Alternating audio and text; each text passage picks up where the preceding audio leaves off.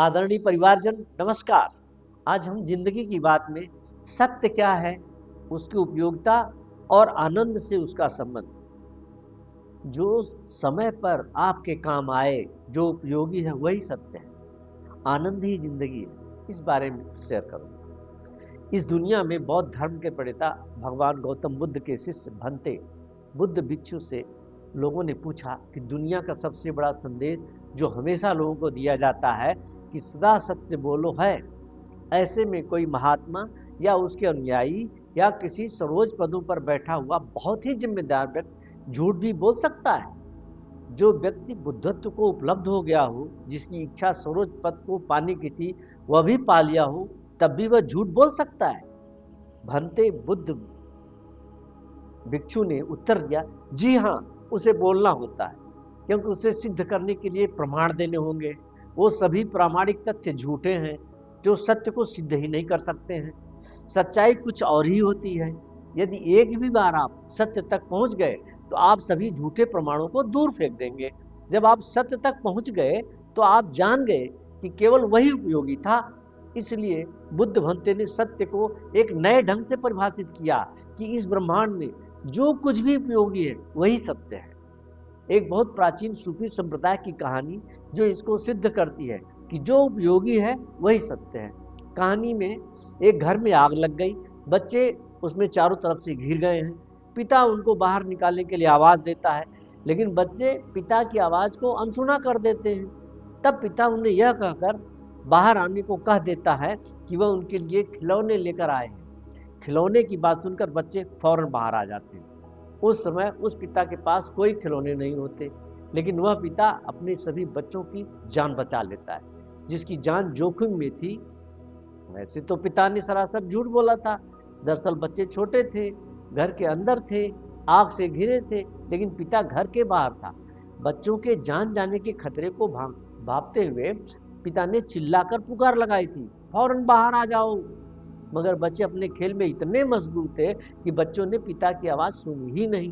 तब पिता ने झूठ गढ़ा कि देखो बच्चों, मैं तुम्हारे लिए वही खिलौने लाया हूं जिसे तुम लोग हमेशा उसे चाहते थे। मेरे पास और भी बहुत सुंदर सुंदर खिलौने हैं। इतना सुनते ही बच्चे फौरन दौड़ते हुए बाहर आ गए। अब यह एक विधि है, एक तरीका है, जिसे नक्शबंदी कहा जाता है। न यह सत्य है न झूठ, पर है बहुत उपयोगी, अत्यंत उपयोगी है। क्या आप यह कह सकेंगे कि उस पिता ने झूठ बोलकर कोई पाप किया? क्योंकि हर धर्म, हर मजहब, हर सेक्ट, हर महात्मा, सभी फकीर, सभी प्रकार के संत, सभी तरह के उपदेशक यही कहते हैं कि सदा सत्य बोलो, सत्यवादी बनो, सच्चाई का साथ किसी भी कीमत पर मत छोड़ो। ऐसा कई बार होता है क्योंकि हम सब उन बच्चों के जैसे ही हैं। जिस सांसारिक घर में बैठे हुए हैं, वास्तव में वह आग जैसी मुसीबतों से घिरा हुआ है। सारे लोग अपनी अपनी मस्तियों में डूबे हुए हैं, किसी को कुछ सुनाई ही नहीं देता। सभी लोग अपने अपने खेलों में, मस्तियों में पूरी तरह से मशगूल हैं। हर इंसान की अपनी अलग अलग फितरत है। कोई धन कमाने के खेल में, कोई राजनीति में, कोई बाजीगरी में, कोई जादूगरी करके लोगों को हसीन सपनों की दुनिया में घुमाने के खेल में, कोई समाज का पूरा धन ही उलटफेर करने के खेल में लगे हुए हैं।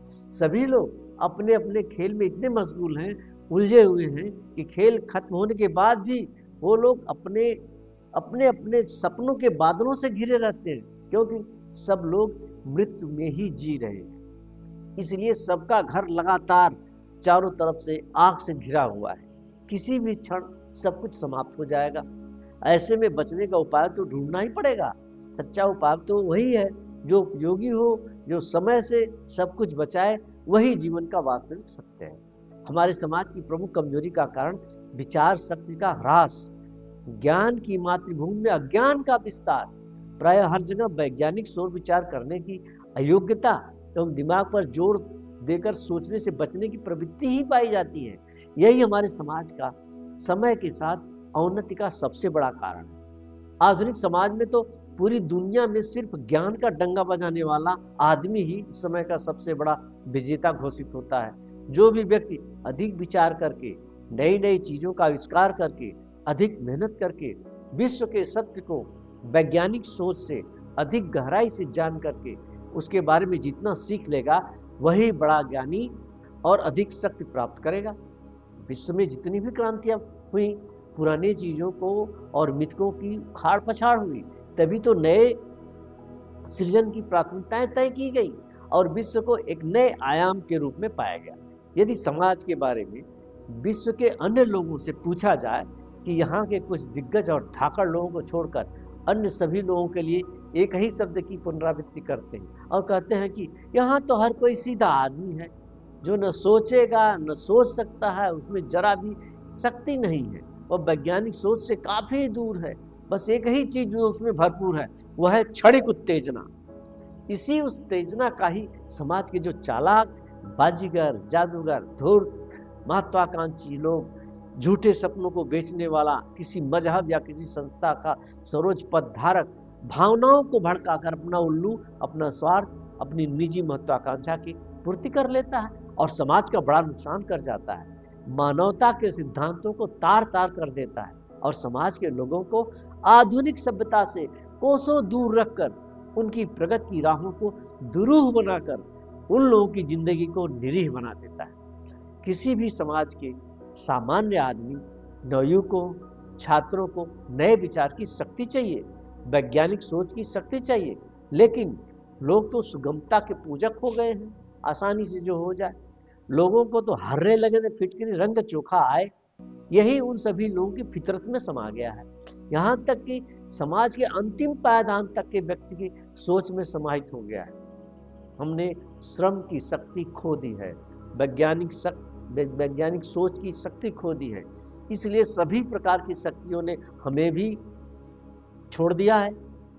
समाज में कुछ जादूगरों ने प्रचार प्रसार के माध्यम से क्षणिक उत्तेजना को भड़काकर इतना बड़ा मानसिक हथियार बनाकर अपनी महत्वाकांक्षाओं और अपनी निजी इच्छाओं की पूर्ति आसानी से कर लेते हैं। ऐसे लोगों से सावधान रहना है, क्योंकि जब समाज के कुछ व्यक्तियों में ज्ञान, वैज्ञानिक सोच की शक्ति नहीं होती है तो वहां लोगों का लोगों से प्रेम नहीं होता, तभी वहां नफरत, घृणा, ईर्ष्या, मानसिक संकीर्णता और क्षुद्रता की बाढ़ आ जाती है। सामाजिक संतुलन बिगड़ जाता है, समाज के उन्नति के मार्ग रुक जाते हैं, मानवता का विकास रुक जाता है।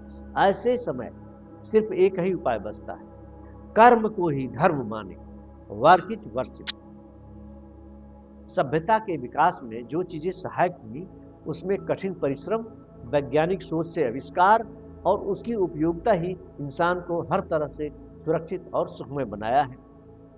जब समाज के सभी लोग जीवन के हर क्षेत्र में, जैसे कृषि, फैक्ट्री, विज्ञान के क्षेत्र, स्वास्थ्य, शिक्षा इत्यादि के क्षेत्र में परिश्रम करेंगे तो उत्पादन बढ़ेगा, परिणाम स्वरूप समाज और व्यक्ति की आय बढ़ेगी, तभी व्यक्ति की उन्नति, समाज की उन्नति होगी और सभी का जीवन खुशहाल होगा। यही सबसे बड़ा सत्य है, यही उपयोगी है, इसी से ही सबके जीवन में आनंद आएगा। जय हिंद, जय भारत के लोग, नमस्कार।